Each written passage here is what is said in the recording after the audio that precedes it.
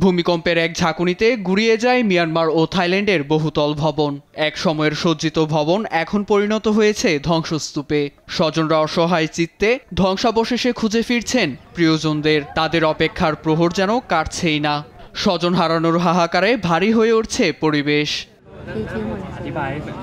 মিয়ানমারে নিহতের সংখ্যা ছাড়িয়েছে হাজারের উপরে। এখনও নিখোঁজ অনেকে। ভূমিকম্পের প্রভাব পড়েছে সাধারণ মানুষের মনে, ফলে আতঙ্ক বিরাজ করছে সবার মাঝে। আতঙ্কের মধ্যেই চলছে নিখোঁজ ব্যক্তিদের উদ্ধার কাজ।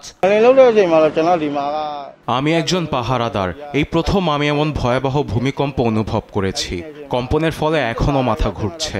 আমার পরিবার ও বাসস্থানের ক্ষতি না হলেও সন্তানরা আতঙ্কিত ও বিচলিত হয়ে পড়েছে।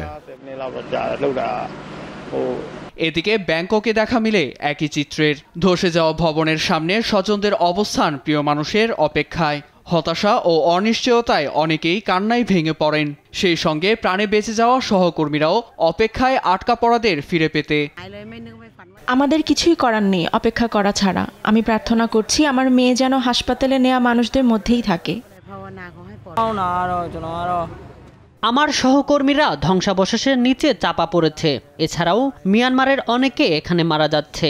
আমি তাদের পরিবারের সাথে অপেক্ষা করছি তাদের জীবিত ফেরার আশায়।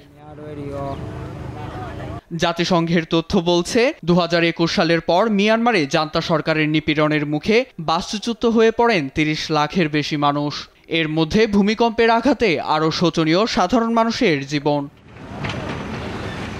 নিউজ ডেস্ক, দেশ টিভি।